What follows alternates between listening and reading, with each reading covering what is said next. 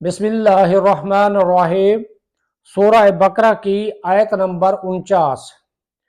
وَإِذْ نَجَّيْنَكُمْ مِنْ آلِ فِرْعَوْنَ يَسُومُونَكُمْ سُوءَ الْعَذَابِ يُذَبِّحُونَ أَبْنَاءَكُمْ وَيَسْتَحْيُونَ نِسَاءَكُمْ وَفِي ذَلِكُمْ بَلَاءٌ مِّن رَبِّكُمْ عَظِيمٌ۔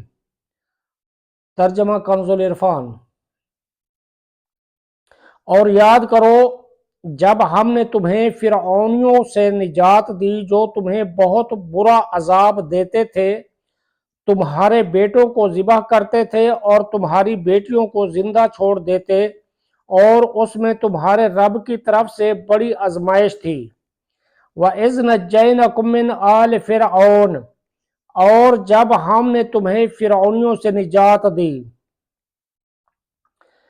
اس سے پہلی آیات میں بنی اسرائیل پر کی گئی نعمتوں کا اجمالی طور پر ذکر ہوا، اور اب یہاں سے ان نعمتوں کو تفصیل کے ساتھ بیان کیا جا رہا ہے۔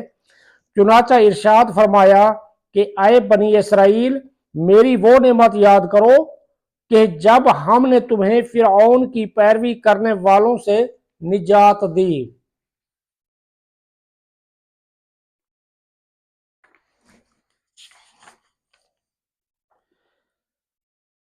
جو تمہیں بہت برا عذاب دیتے تھے، فرعون نے بنی اسرائیل پر نہایت بے دردی سے محنت و مشقت کے دشوار کام لازم کر رکھے تھے۔ پتھروں کی چٹانیں کاٹ کر ڈھوتے ڈھوتے ان کی کمریں اور گردنیں زخمی ہو گئی تھیں۔ غریبوں پر ٹیکس مقرر کیے ہوئے تھے جو غروب آفتاب سے قبل جبراً وصول کیے جاتے تھے، اور جو ٹیکس نہ دے پاتا اسے سخت سزائیں ملتی تھیں۔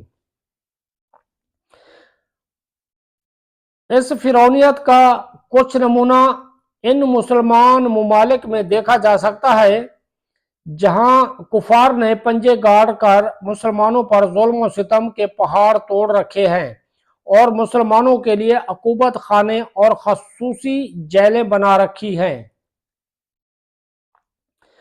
فرعون کا مختصر تعارف۔ جس طرح فارس کے بادشاہ کا لقب کسریٰ، روم کے بادشاہ کا قیصر اور حبشہ کے بادشاہ کا لقب نجاشی تھا، اسی طرح قبطی اور عمالقہ قوم سے تعلق رکھنے والے مصر کے بادشاہوں کا لقب فرعون ہوتا تھا۔ اسی طرح قبطی اور عمالقہ قوم سے تعلق رکھنے والے مصر کے بادشاہوں کا لقب فرعون ہوتا تھا۔ حضرت موسیٰ علیہ السلام کے زمانہ کے فرعون کا نام ولید بن مصعب بن ریان تھا۔ موسیٰ علیہ السلام کے زمانے کے فرعون کا نام ولید بن مصعب بن ریان تھا، اور اس آیت میں اسی کا ذکر ہے۔ اس کی عمر 400 سال سے زیادہ ہوئی۔ نیز اس آیت میں آل فرعون سے اس کے پیروکار مراد ہیں۔ یذبحون ابناءکم، وہ تمہارے بیٹوں کو ذبح کرتے تھے۔ فرعون نے خواب دیکھا کہ بیت المقدس کی طرف سے ایک آگ آئی اور اس نے مصر کو گھیر کر تمام قبطیوں کو جلا ڈالا، جبکہ بنی اسرائیل کو کوئی نقصان نہیں ہوا۔ اس خواب سے اسے بڑی وحشت ہوئی۔ کاہنوں نے تعبیر دی کہ بنی اسرائیل میں ایک لڑکا پیدا ہوگا جو تیری ہلاکت اور تیری سلطنت کی تباہی کا سبب بنے گا۔ یہ سن کر فرعون نے حکم دیا کہ بنی اسرائیل میں جو لڑکا پیدا ہو اسے قتل کر دیا جائے۔ یوں ہزاروں کی تعداد میں بچے قتل کیے گئے۔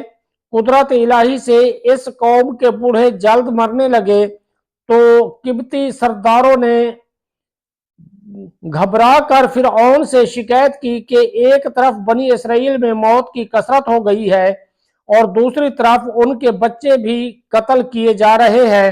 اگر یہی صورتحال رہی تو ہمیں خدمت گار کہاں سے ملیں گے؟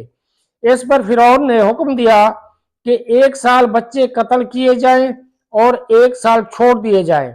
تو جو سال چھوڑنے کا تھا اس میں حضرت ہارون علیہ السلام پیدا ہوئے، اور قتل کے سال حضرت موسیٰ علیہ السلام کی ولادت ہوئی۔ یہ واقعہ سورہ قصص کے پہلے رکوع میں کافی تفصیل سے بیان کیا گیا ہے۔ وَفِي ذَلِكُمْ بَلَاءٌ مِّن رَبِّكُمْ، اور اس میں آزمائش تھی۔ بلا امتحان و آزمائش کو کہتے ہیں، اور آزمائش نعمت سے بھی ہوتی ہے اور شدت و محنت سے بھی۔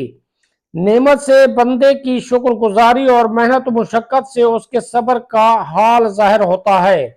اس آیت میں اگر ذالکم کا اشارہ فرعون کے مظالم کی طرف ہو تو بلا سے محنت و مصیبت مراد ہوگی، اور اگر ان مظالم سے نجات دینے کی طرف اشارہ ہو تو بلا سے نعمت مراد ہوگی۔